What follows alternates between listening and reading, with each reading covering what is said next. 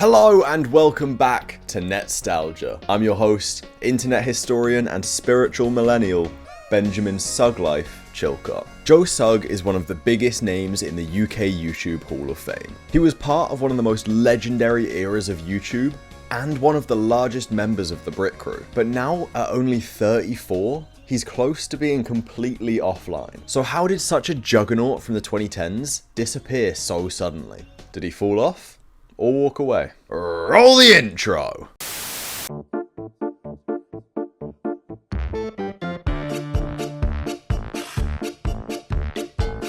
Netstalgia.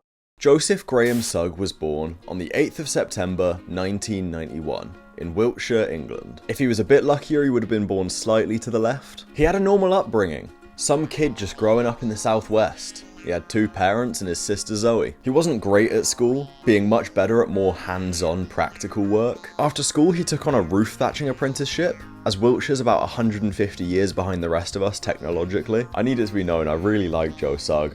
So close to greatness. And then he was born in Wiltshire. He was a silly kid with a goofy personality, but he wasn't as confident as he appeared. A game that I know very well. Remember I said he had an older sister called Zoe? What I didn't mention is that that's Zoella, one of the biggest parts of early UK YouTube, already having 166,000 subs by August 2012, at which point Joe started his own channel. He'd already been featured on Zoe's channel quite a lot, so he was starting on a good foot, and straight out the gate he was on the right track. His channel was named ThatcherJoe after his apprenticeship, and immediately he was onto the classic YouTube content. Challenges, tags, and pranks were all coming out at a fairly consistent rate. Through these consistent uploads and his collaborations with Zoe, Joe's sub count began to climb fast. As I said, Joe's sub count is growing pretty steadily at this point. Videos like My Sister Does My Makeup were catching a lot of attention. But where it really took off was his YouTuber Innuendo Bingo series. This wasn't his game. I believe it was Radio 1 that invented this game, but don't hold me on that, it's not in my script. But he perfected the format. He would sit down with another YouTuber and listen to out of context clips of other YouTubers whilst trying not to laugh.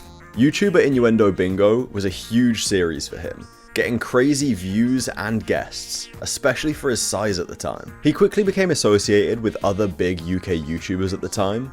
Zoella, obviously, Alfie Days, Caspar Lee, Marcus Butler, Jim Chapman, Fun for Louie, Sprinkle of Glitter, Tanya Burr. I could go on for days here. This crew was huge in the 2010s and has since been dubbed the Brit crew. I loved the Brit crew, but in my mind there is a link between them and the side of the One Direction fandom that existed at that point, who would just whack a Union Jack on anything. Now you only do that if you're racist.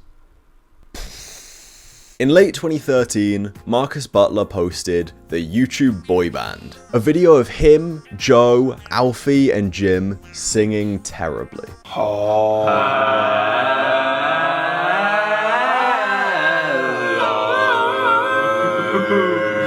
It was amazing. A few months later, in March 2014, he posted the official YouTube boy band, which was the same concept, but added Caspar Lee to the roster. This was most likely because later in the month, the five of them released It's All About You Tube for Comic Relief, which, to this day, is a tune.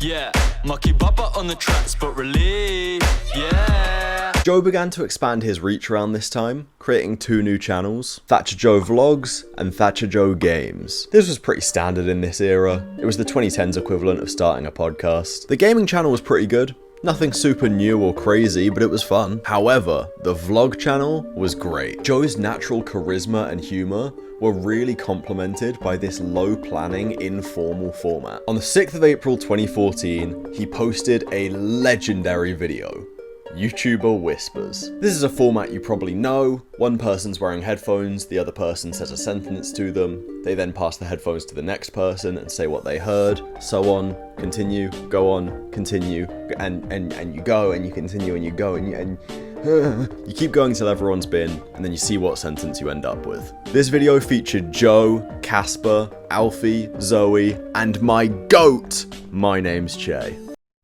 Dude, China? A huge part of this era was the fact that Joe lived with Caspar. The two were such an iconic duo at this point. They were always collabing and going on trips. They were like Dan and Phil, except they weren't secretly dating. Or were they? No, they weren't. As I said, the two were roommates through this point in time, and it resulted in one of the best prank wars in YouTube history. Not because of its scale, but its classic feel. They were all just harmless, but very annoying pranks that were intended to entertain and wind each other up. Caspar started it by making Joe think that he was going to move out with zero notice, and Joe retaliated by putting cling film over the toilet seat, scaring Caspar, covering Caspar's room in sticky notes, scaring him again, covering him in silly string, and covering his entire bedroom in cups of water.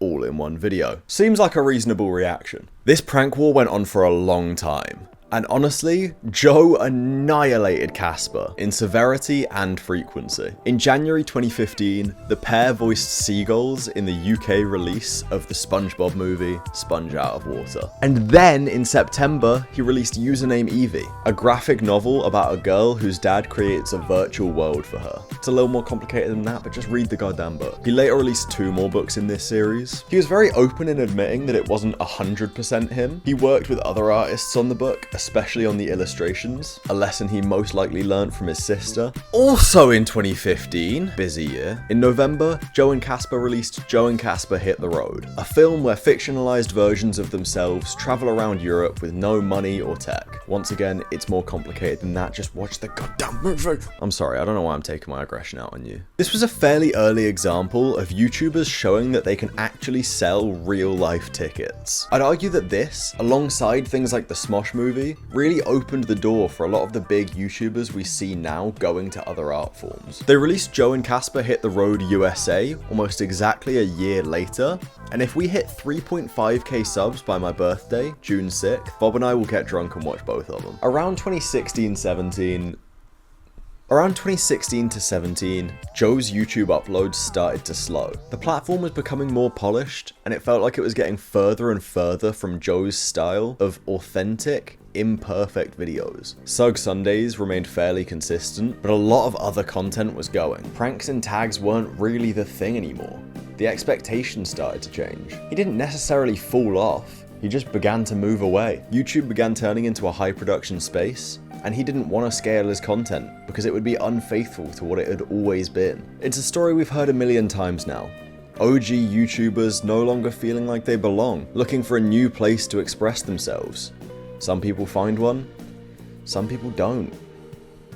He found one! If you're enjoying this video, then please do consider subscribing. I love making these videos, and I'm really glad that you guys like watching them. Joe was in the 2018 lineup of Strictly Come Dancing, basically just our version of Dancing with the Stars. He was the first big YouTuber to take part in the show, and he did really well. He was partnered with Australian dancer Diane Buswell, and the two made it through to the final, ending as runners-up. Through Strictly, Joe reached a whole new audience that loved him. Not just kids and teenagers, but parents and families. The show rebranded him from the childish YouTuber to the genuine, wholesome public figure. Him and Diane actually had a cooking channel called In the Pan with Joe and Diane, where they did fun cooking challenges and recipes. There's a pretty famous thing called the Strictly Curse, basically where the show has become renowned for people falling for their dance partners, even if they're already in a relationship. Joe and Diane also fell into this.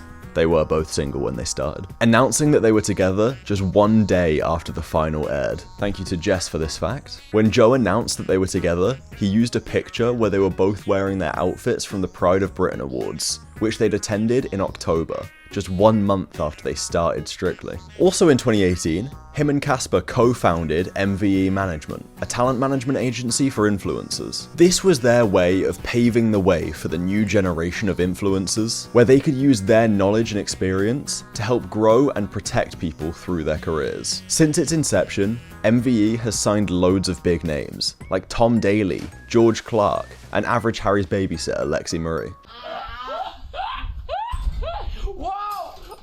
Mate, you just smashed the shot glass. Does anyone know where my jeans are? At this point, Joe was enjoying his more mainstream career. He started appearing in musicals like Waitress and other TV shows. In 2019, he voiced a character in Shaun the Sheep Farmageddon, which I've heard described as life-changing and Day-Lewis-esque. I'm just taking the piss, aren't I? And he and Caspar voiced characters in the UK release of Wonder Park, which also released in 2019. He was still on YouTube, primarily the vlog channel, but he was now privileged enough to do whatever he wanted. only posting when it felt like it was worth it. Over lockdown, he streamed games like Among Us, Fall Guys, and Mario Kart, like literally everyone else. But even since then, his Twitch has died down. In 2022, he released a book called Grow, a combination of gardening tips and tricks with ways to detox from the online space. This makes me really happy. I always saw a lot of myself in Joe growing up, and it's really nice to see one of my idols actually live a happy, content life, rather than falling down a pipeline of desperation for a return to relevance. Joe and Diane are still together, nearly 8 years on, with them recently welcoming their son into the world. He's pretty quiet now, only posting things he wants to.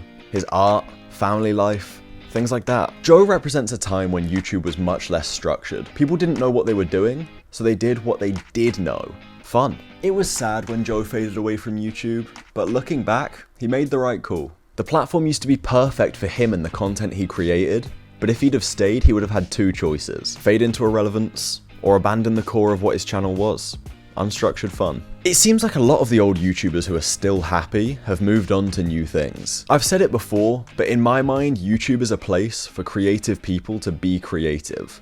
And I'd love for it to stay that way forever, but ultimately, every year it gets further from that. It gets more and more objective. There is a formula, a right way to do things. And if you want that freedom to do anything, you still can. It's just a lot less likely to do well. Branching out into new forms seems like it's exactly what Joe needed, and I'm genuinely happy for him. Okay, so I didn't actually get a chance to film the outro, and now these two are here, so I don't really have another opportunity. So rather than doing your suggestions from the last video, because they were a bit poo, we're gonna do it ourselves. So instead, we're gonna do the intro ourselves, one word at a time. Me, Fob, Isla, and then it got his background. Thank You all for watching this video. it was Really shit don't forget to dislike Fob's friend less self. kill that. Subscribe. Oh, button How do we do that? How do we do that? Follow. your dreams. Follow your dreams, guys. And me on Twitter. nope.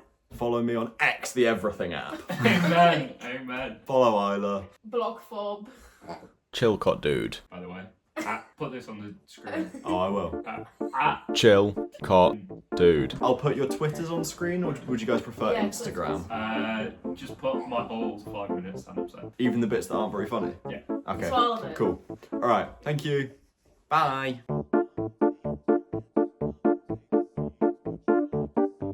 Chillcot dude will return.